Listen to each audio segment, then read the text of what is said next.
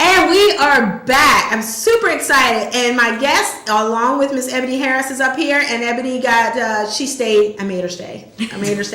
She loves the camera. I can't help it. But we have the wonderful Miss Kash Rashid. Hello. Hello, gorgeous. Hi, Nita. How are you? Doing good. You look fabulous tonight. You look beautiful tonight. Well, you look beautiful every night. Well, I didn't know if I would be looking a little bit better if I had known she was going to be coming in this outfit. I mean, really, Kash is as cute as she can be. Really. But you have, okay, Kash, you are accounting. So let me tell you this. This is a little bit about Kash. And let me tell you something. If you want to know more about her, don't ask Kash to introduce herself. Go to people who know her.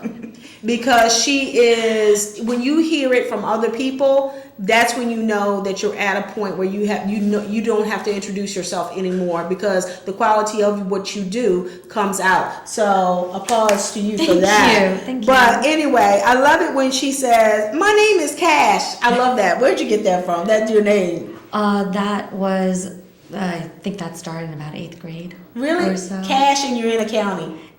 It just goes hand in hand. It just fit. Yeah. So okay, so you're an accounting consultant bridging the gap between CPAs and small business owners. Now I'm going to tell you, Ebony, I don't know about you, but every CPA I ever knew, or I should say accounting person, I was like, or I used to go in their office and they didn't have any type of personality. And Kash, that doesn't seem like you.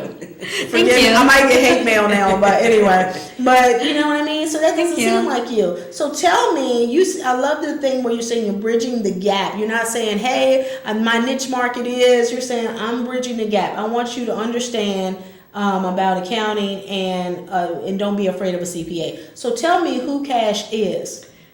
Sure. Who Kash is? I'm a mom. I'm a daughter. I'm a wife. I'm an entrepreneur.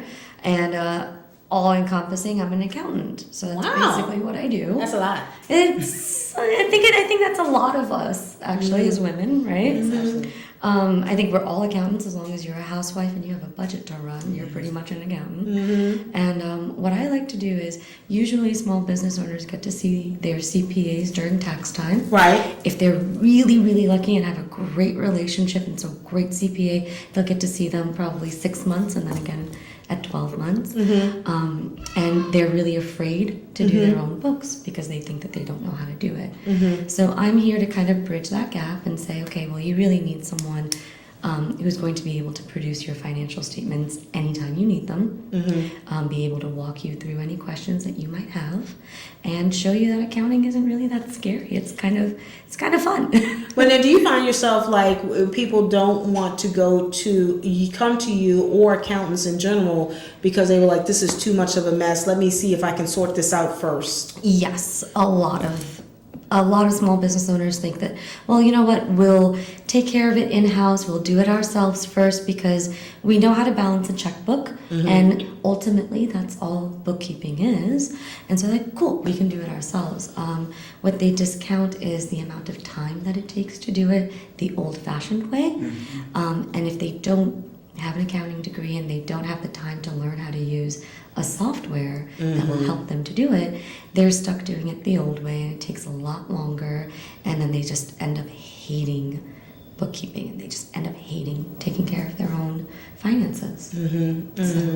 So what tips do you give those individuals who are usually when do you, how can I say this, what tips do you give a person who's starting a business? When should I come and find you? When should I come and say, okay, because I'm not making any money, because you know that's what everybody says, right? I'm not making any money, so I really can't afford an accountant. But technically, it's kind of like at the end when you get in trouble, it's like, I probably should have. I should have seeked some advice somewhere. Yeah, I shouldn't have gotten that new copier. I should have paid for cash. It's kind of the same thing as, when do I go to the dentist? When that toothache in the back of my mouth is so hard that I can't eat for the rest of the week, or do I go when I kind of start feeling that pain right away? That's kind of what I suggest is, even if you don't come with me and take my services, right, you and I can just sit down for an hour. I can at least talk to you. I can at least tell you what Guide. to do within QuickBooks, show you where to go and make sure that at least you have this basic information about the software, that you're not scared of it that much. Usually, as long as some accounts get connected and we get it at least semi-automated, it's not so bad at the end of the year. But if you do absolutely nothing and you're just holding on to receipts all year, then you're just losing out on a lot of time. I used to be a shoebox receipt holder. Oh, congratulations on your reform. I used to be. Yeah, that used to be me. I used to be. Then it transferred it over to an envelope or one of those Envelope systems. those envelope systems that got better. And then I started putting it in a accounting software. Now, if you ask me how to run a report, no. I just know how to back it up. That's it, because I know that someone else can do that. Right. But I gotta know, what made you go into accounting? I mean, really? I mean, when did you say, you know what? I'm gonna put my movie career on hold. I'm gonna go into accounting. There was never any movie career. I've been an accountant my entire life. It started when I was We're 6. Googling her after the show, because I seriously don't believe that. But okay, we're Googling. You can go ahead. Let me know if you find anything. No, I've been an accountant since I was 6 or 7. Wow.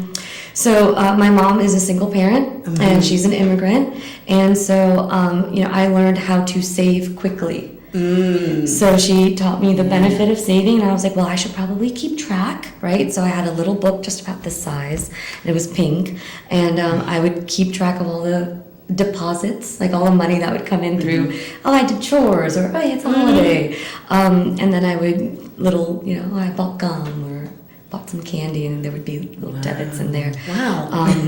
The problem became when I opened up. to your mom. Yes. Yeah, no, and she's always kept that up, because she's been, even though she won't claim to be, but she's been an accountant her entire life, because she's run businesses her whole entire life.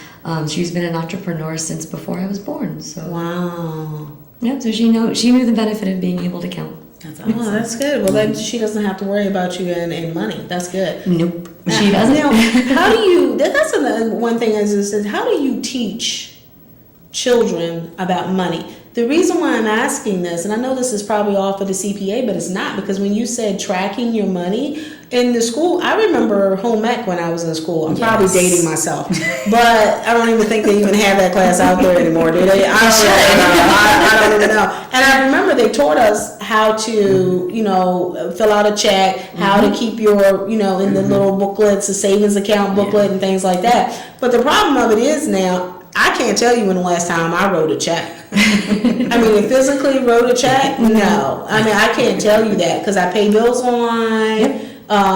It's just, or use your debit or your credit card. So I really don't, because in my head, I'll get the statement at the end of the month, and then I'll go ahead and reconcile, which I never do.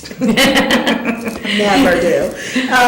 But my husband is awesome at it, so that's really great. Awesome. But so how do you really bring that? I mean, because it's not being taught in school. I mean, I don't know if it is or not, but I just, they're being taught a different way now. So how do you make it a fun, hey, we're starting to save money? I mean, how do you do that?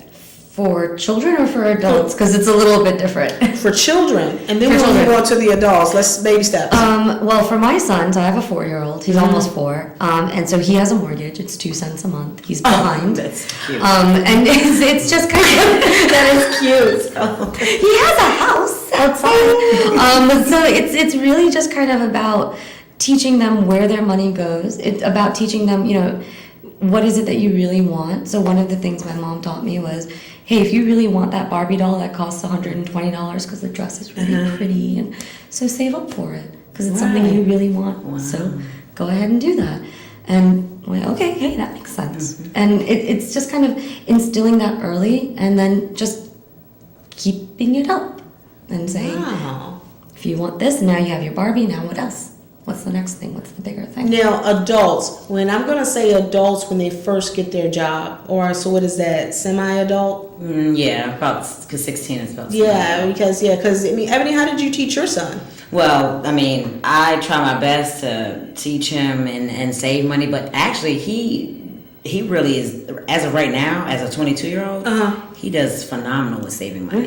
That's He good. does phenomenal. That's so, good. I mean, he learned some things on his own as well, and I believe maybe that came from school as well. So, but yeah. Yeah. So how would you how would you slowly help an adult? Because it's not like, you don't want to make them feel like they're walking to the principal's office because you've been doing this all wrong, you know?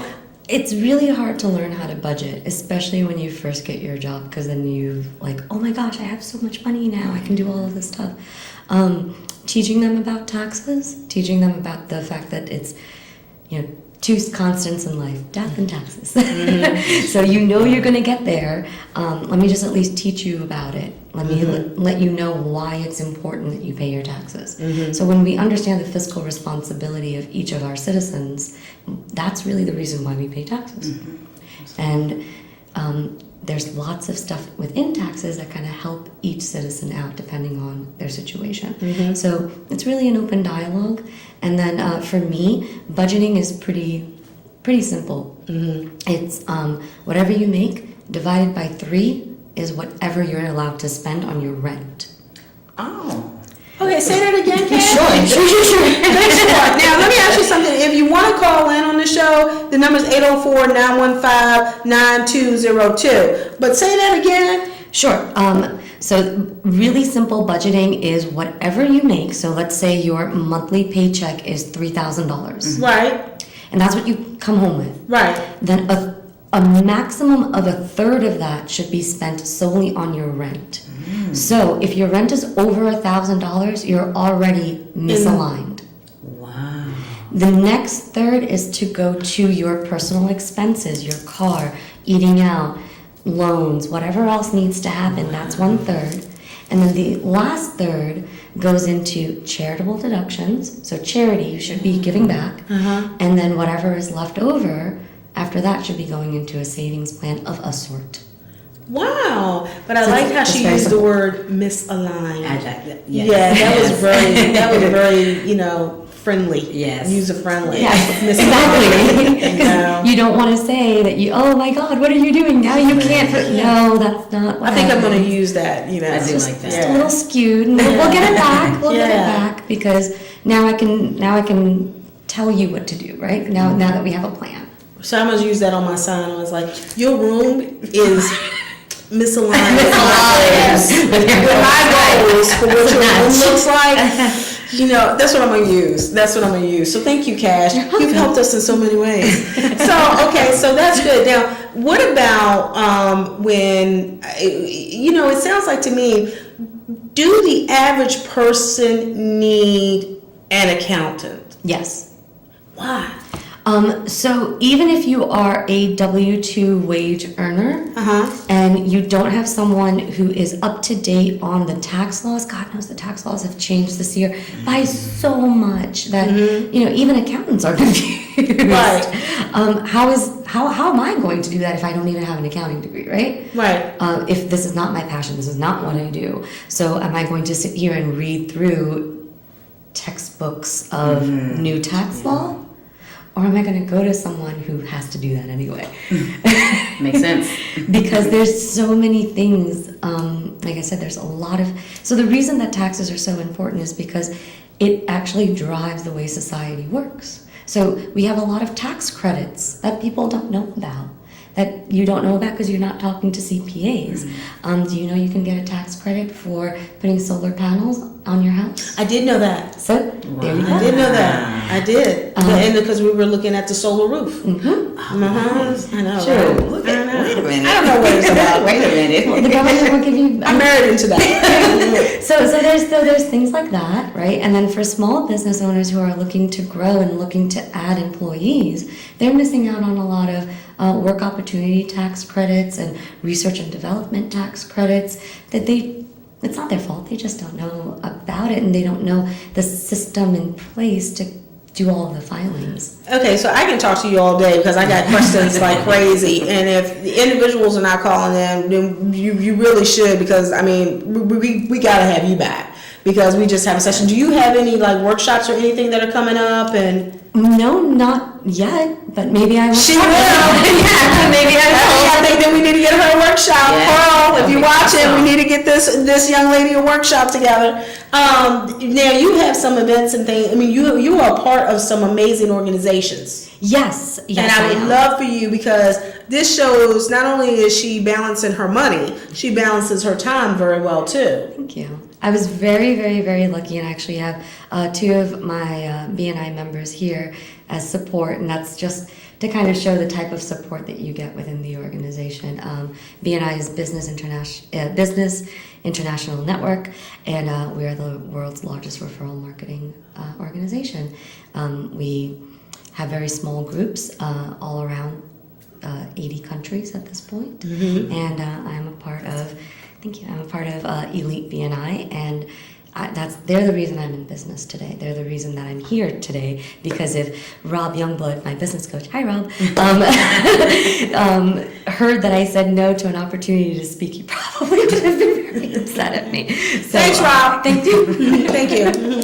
And then I have Joanna Jenkins and Benjamin right here with me today as support. So Wow. you can't get better than that, you know. Now, how do you join BNI? How has BNI helped you? So you join BNI very simply. You can find us on bniva.com, or you can come out to a meeting, and then you basically decide if you want to join the organization, put in the time and effort in order to get referrals and a lot of training, and that's kind of the big thing with BNI's. How do we get in touch with you? How does the audience get in touch with you? My website is www.kash, K-A-S-H, accounting, ACCTING. Sorry, there's just not a lot of websites available. We'll find you. We'll always find you. And then my phone number is 804-334-1935. Wow, Kash, this has really been nice of you to come on the show. Thank you. I really Thank you do for having appreciate me. it. I mean, we could have really talked to you much, much longer, because I think that what you do is amazing. And number two is just that how you balance and everything. And then on top of that, it's just that it's information, because I really never thought about having just an accountant and not having a business. You always think I need an accountant when I have a business. That's true. You know, or, you know, you're Bill Gates. And you did, yeah, you know what I mean. And that clearly was not the case. So when when you get a business though, it's like, okay, now, but I love how her words are so nice. I mean, I'm still with misaligned. Even on her website, Bridging the Gap. It's really like, I'm going to tell you what you don't need to be doing, so it won't impact you later. That's really what it is. So whoever did your website, they absolutely did a phenomenal job as far as getting the content very easily read and out there. But one more time, I'm going to tell you this: we do need to have you out. We're having some events this summer, and I would love for you to come out and talk to the ladies, because I think that you are such a money saver. In a way, I mean, it's look like everybody needs a cash. Everybody needs a cash. Feel like Oprah. Everybody needs a cash. Everybody gets a cash. Everybody needs a cash. But once again, her website is www.kashacting.com, and we want you to reach out to her, because like I said earlier, like she said, she is bridging the gap for business owners to understand CPAs and kind of get you together. But what's not being said is that she's really bridging the gap for you to understand as an individual where you need to go with your finances. Because I think if you set a good foundation, that's going to be, I mean, that just catapults you into a whole nother arena. Absolutely. Right. And it prepares you. So go see Kash. That's what I got to say. Tip, anything you got to say, Ebony? You've been great. Thank you. Phenomenal information. I work for an HSA company, so I Awesome. do health savings accounts. Yes. So this is perfect. I'm so glad to be on stage with you tonight. Awesome. So Thank yes, you so much. absolutely. It was wonderful to meet you. Absolutely. Me too. But thank you so much. And like I said, we're going to have her information up on our website as well as on our social media outlets. So we want to make sure that you know who Kash is. And, in the next week or so, I really want her to be so busy because she has so much time on her hands. I mean, especially when tax season is not in play. So you really want to get on that right away, especially because we're coming up, on people's third quarter? in Second. July? Second quarter. Second quarter. So I mean, you really want to get onto that because I mean, at least she can organize you, and you can what is it? Evolve from the shoebox. Yes, you can take that. You can go from the shoebox to no shoebox, and then we can have a big bonfire at my house. And a big bonfire. Big bonfire. I'm bringing the Proceed. marshmallows. Yes. Well, you're staying with us because we had the amazing Meet the Flower Guy. And I know you was in the Yes, it's Rach meeting. beautiful. And he is actually all over social media.